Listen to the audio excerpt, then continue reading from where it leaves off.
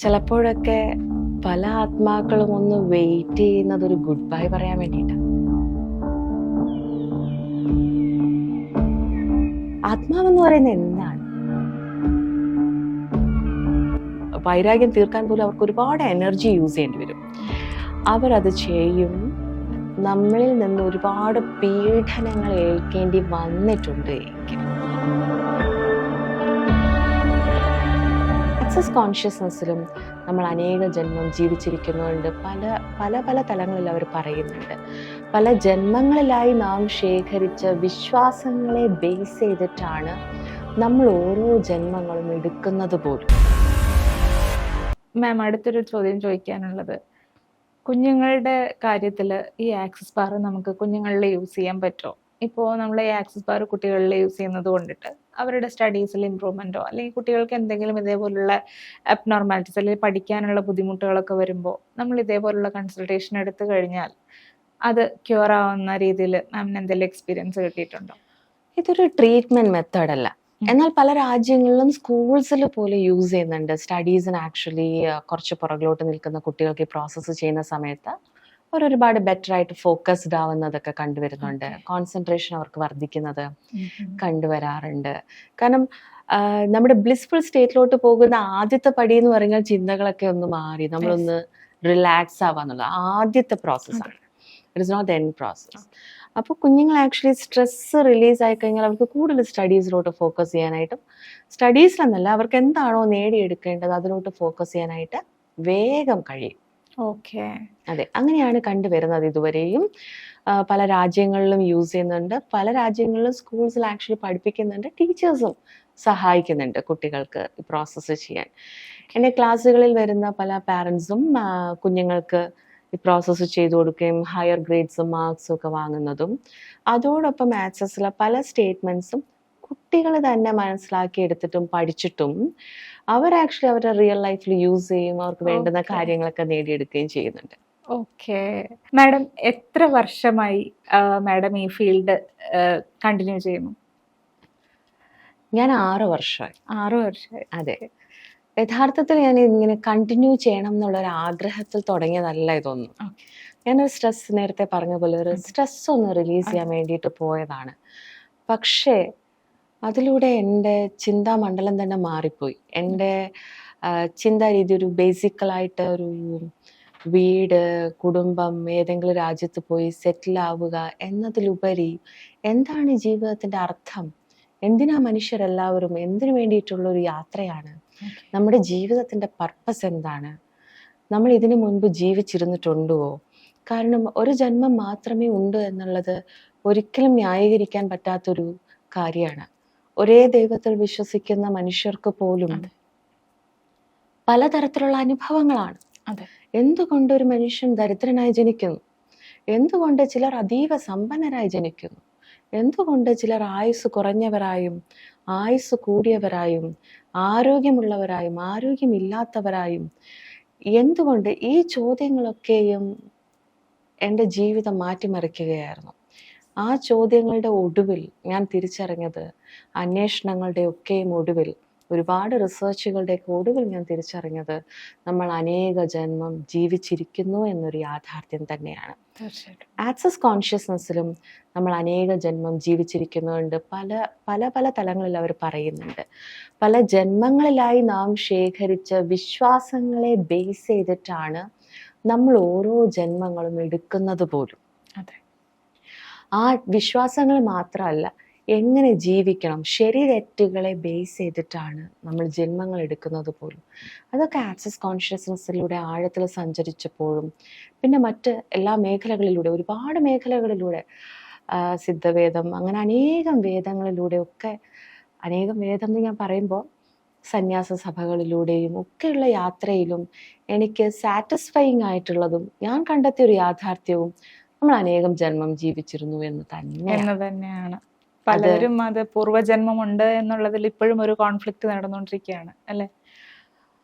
പല അഭിപ്രായങ്ങളാണ്. Logical thinking കൊണ്ട് നമുക്കിത് മനസ്സിലാക്കാൻ സാധിക്കില്ല.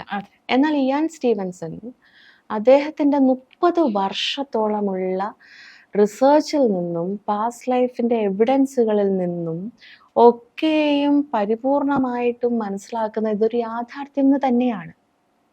അതിൽ സംശയമില്ല, തർക്കമില്ല യഥാർത്ഥത്തിൽ. എന്നാൽ അന്വേഷിക്കാത്തവർ, ഞാൻ ചോദിക്കാറുണ്ട് പല ക്ലാസ്സുകളിൽ വരുന്ന പലരോടും ചോദിക്കുമ്പോൾ, ഇല്ല എന്ന് പറയുന്നവരോട് ഞാൻ ചോദിക്കും, നിങ്ങൾ അന്വേഷിച്ചുവോ?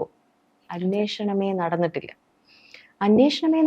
അറിയത്ത് പോലും ഇല്ല എങ്കിൽ, ഒരല്പം പോലും റിസർച്ച് അതിൻ്റെ ഉള്ളിലൂടെ കടന്നു പോയിട്ടില്ല എങ്കിൽ നമുക്കിത് അറിയാൻ പറ്റില്ല. കണ്ണുകൾക്ക് കാണാൻ കഴിയാത്ത ഒരുപാട് സെൻസസ് നമ്മുടെ ഉള്ളിലുണ്ട്. അകക്കണ്ണുകൾ തുറന്നാൽ മാത്രമേ നമുക്ക് പല ജന്മങ്ങളുടെ നമ്മുടെ യാത്രയും ജീവിതവും ഒക്കെ തിരിച്ചറിയാനായിട്ട് സാധിക്കുള്ളൂ. ഇപ്പൊ ലോജിക്കൽ മൈൻഡ് കൊണ്ട് നമുക്ക് കാൽക്കുലേറ്റ് ചെയ്യാൻ കഴിയുന്ന ഒരു കാര്യമല്ല. എങ്കിൽ പോലും ലോജിക്കലി നമ്മൾ റീസണിങ് ആയിട്ടുള്ള ഒരു അവസ്ഥയിലൂടെ കടന്നു പോയാൽ പോലും എവിഡൻസസ് ഉള്ള ധാരാളം സ്റ്റഡീസ് യൂണിവേഴ്സിറ്റി ഓഫ് വെർജീനിയയിൽ അവൈലബിൾ ആണ്. നമ്മൾ യൂട്യൂബിൽ സെർച്ച് ചെയ്താലും റിയൽ ലൈഫ് എവിഡൻസും കേസസും നമുക്ക് ലഭിക്കും. ഒരുപാട് കേസസ് ലഭിക്കും. ഈവൻ ആക്സസിൻ്റെ പ്രോസസ്സുകളിലൂടെ കടന്നു പോകുമ്പോൾ ചിലരൊക്കെ, ഒരു മാഡം, അവർ കടന്നു വരുന്ന സമയത്ത് അവർക്ക് പുരുഷന്മാരെന്ന് പറഞ്ഞാൽ വളരെ പേടിയാണ്, ഭയങ്കര പേടിയാണ് അവർക്ക്.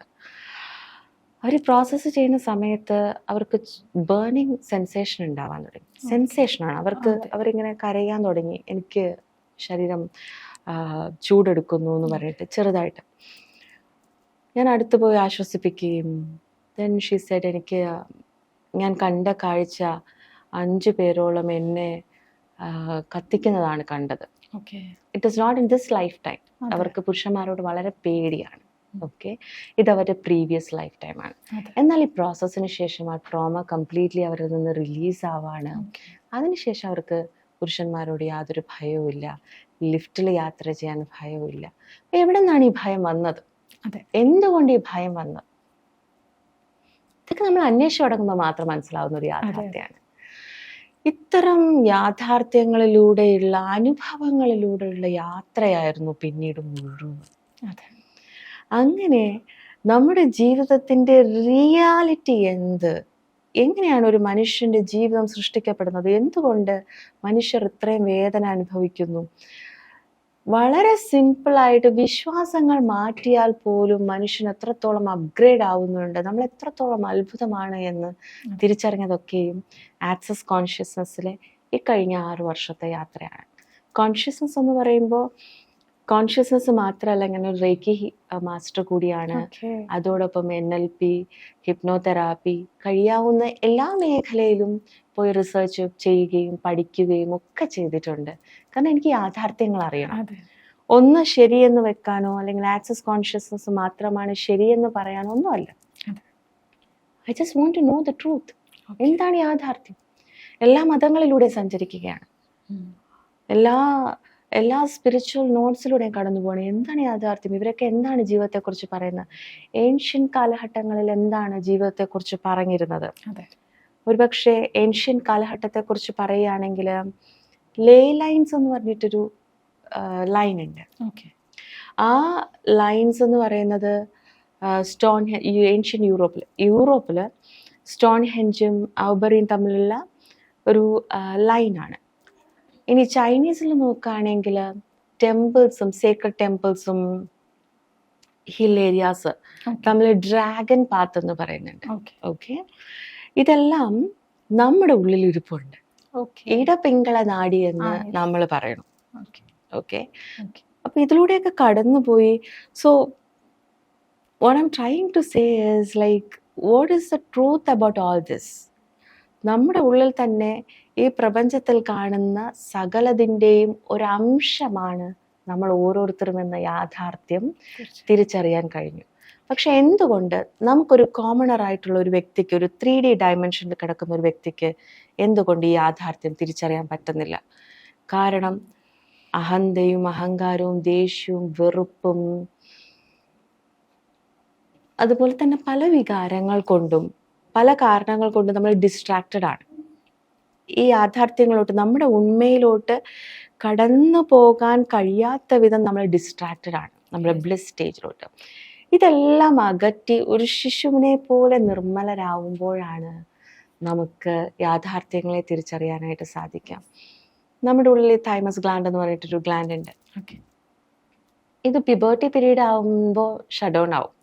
കുഞ്ഞുങ്ങൾ വളരെ അവയർനെസ് ഉള്ളവരായിരിക്കാനും അവർക്ക് ആത്മാക്കളെ കാണാനൊക്കെ പറ്റുമല്ലോ, അവെയർ ആയിരിക്കാനും ആൻഡ് അത് കഴിയുമ്പോഴത്തേക്കും നമ്മുടെ ഈ അവയർനെസ് ഒക്കെ മാറാനും ഉള്ള വൺ ഓഫ് ദ റീസൺ ഈ തൈമസ് ഗ്ലാൻഡ് ഷട്ട് ഡൗൺ ആവുന്നത് കൊണ്ടാണ്.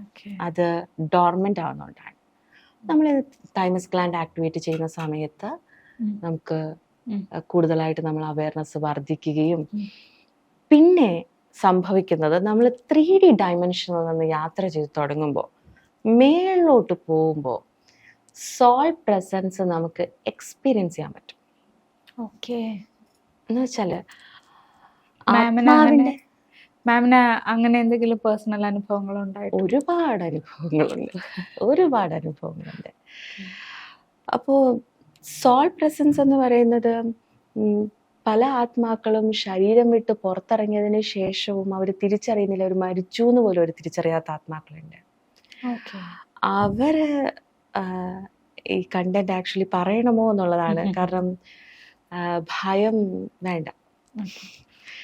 ഒന്ന്, നമ്മൾ ആത്മാവിനെ ഒന്നും ഭയപ്പെടേണ്ടതില്ല. ഓക്കെ, ആത്മാവെന്ന് പറയുന്നത് എന്താണ്? നമ്മുടെ ശരീരത്തിൽ നിന്ന് നമ്മൾ പുറത്തിറങ്ങി കഴിഞ്ഞാൽ നമ്മൾ ആത്മാവാണ്. അതെ, ശരീരത്തിൽ ഇരിക്കുന്നത് കൊണ്ട് ഹ്യൂമൻ ബീയിങ് എന്ന് പറയണോ, മനുഷ്യൻ എന്ന് പറയുന്നു. മനുഷ്യൻ ഈ ശരീരം കൊലാപ്സ് ആയി കഴിഞ്ഞാൽ പിന്നെ നമ്മൾ ആത്മാവാണ്. പെട്ടെന്ന് നമ്മൾ വെള്ളസാരിയെ കൊടുത്ത് എല്ലാവരും ഉപദ്രവിക്കാൻ വരുവാണോ? എല്ലാവരുടെ ഒരു തെറ്റിദ്ധാരണയാണ് എല്ലാ ആത്മാക്കളും ഉപദ്രവിക്കാൻ വരും എന്നുള്ളത്. അതൊരു യാഥാർത്ഥ്യമല്ല. ചിലപ്പോഴൊക്കെ പല ആത്മാക്കളും ഒന്ന് വെയിറ്റ് ചെയ്യുന്നത് ഒരു ഗുഡ് ബൈ പറയാൻ വേണ്ടിയിട്ടാണ്. ഒരു സോറി പറയാനായിട്ട് കാത്തു നിൽക്കുന്ന ആത്മാക്കളുണ്ട്. പക്ഷെ അവരുടെ ഭാഷ മനസ്സിലാക്കാൻ നമുക്കാണ് കഴിവില്ലാത്തത്. അതെ, നമ്മൾ ഭയത്തോടു കൂടി, ഇപ്പൊ ഒന്ന് ആലോചിച്ച് നോക്കിയേ, ഇവിടെ ഇരിക്കുന്ന എന്നെ ഭയത്തോടു കൂടി ഗായത്രി നോക്കുകയാണെങ്കിൽ എനിക്ക് എങ്ങനെ തോന്നുക? ഞാൻ ഒരുപാട് സ്നേഹത്തോടു കൂടി ഗായത്രീനായിട്ട് ഇരിക്കുകയാണ്. പെട്ടെന്നൊരു ദിവസം മുതൽ ഗായത്രി എന്നെ വെറുക്കുകയും അല്ലെങ്കിൽ ഭയപ്പാടോടുകൂടി നോക്കുകയാണെങ്കിൽ എൻ്റെ ഒരു അവസ്ഥ എന്തായിരിക്കും? ആ ഒരു അവസ്ഥയിലാണ് പല ആത്മാക്കളും ഉള്ളത്. ആത്മാക്കളെ യഥാർത്ഥത്തിൽ ഭയപ്പെടേണ്ട കാര്യമേ ഇല്ല. പക്ഷേ ചിലരുണ്ട്, അവർ ഒരുപാട് വേദന അനുഭവിച്ചാണ് മരണപ്പെട്ടിട്ടുള്ളത് എങ്കിൽ, ഒരുപാട് ക്രൂരതകളിലൂടെ ആണ് അവർ മരണപ്പെട്ടിട്ടുണ്ടെങ്കിൽ, അവർ ആക്ച്വലി അവർക്ക് means they require so much energy to, എന്താ പറയുക, വൈരാഗ്യം തീർക്കാൻ പോലും അവർക്ക് ഒരുപാട് എനർജി യൂസ് ചെയ്യേണ്ടി വരും. അവരത് ചെയ്യും. നമ്മളിൽ നിന്ന് ഒരുപാട് പീഡനങ്ങൾ ഏൽക്കേണ്ടി വന്നിട്ടുണ്ട് എങ്കിൽ. അല്ലാതെ സാധാരണ തലങ്ങളിൽ എത്തിപ്പെടുന്നവരൊക്കെ അങ്ങനെയൊന്നും ഉപദ്രവിക്കാനോ എടുക്കാനോ ഒന്നും നിൽക്കാറില്ല. പലപ്പോഴും ഒരു ഗുഡ് ബൈ, നേരത്തെ പറഞ്ഞ ഒരു ഗുഡ് ബൈ പറയാൻ വേണ്ടിയിട്ട് വെയിറ്റ് ചെയ്തിരിക്കുന്നവരുണ്ടാവും. അല്ലെങ്കിൽ പല കമ്മ്യൂണിക്കേഷൻസിനും ചിലർ ആക്ച്വലി കാവലായിട്ട് നിൽക്കുന്ന, പ്രൊട്ടക്ഷൻ ആയിട്ട് കാവലായിട്ട്, അയ്യോ ഞാൻ പോയി കഴിഞ്ഞാൽ എൻ്റെ മോൾ എന്താവും, അങ്ങനെ നമ്മളെ സഹായിക്കാൻ നിൽക്കുന്നവരുണ്ട്. So this is true. We don't have to നമ്മളെ അവർ മോശക്കാരാക്കുകയോ അവരെ, they are not bad, we are not bad. നമ്മളെല്ലാവരും ഗോസ്റ്റായിട്ട്, ഗോസ്റ്റ് എന്ന് ഞാൻ പറയുമ്പോൾ ആത്മാവ്, നമ്മളെല്ലാവരും തന്നെ ഗോസ്റ്റായിട്ട് പല സാഹചര്യങ്ങളും നിന്നിട്ടുള്ളവരാണ്. ഇപ്പൊ നമ്മൾ ബോഡിക്കകത്തിരിക്കുന്നു. Luckily we created a body. ബോഡിയിൽ നിന്ന് പുറത്തിറങ്ങി കഴിഞ്ഞാൽ നമ്മൾ ആത്മാവാണ്, റൈറ്റ്? നമ്മളെയും so it's a natural thing, natural ഫിനോമിനയാണ്, റൈറ്റ്? പല വീടുകളും വിറ്റുപോകാത്തതിൻ്റെ റീസൺ പോലും ആത്മാക്കൾ അനുവദിക്കാത്തതാണ്. ഓക്കെ.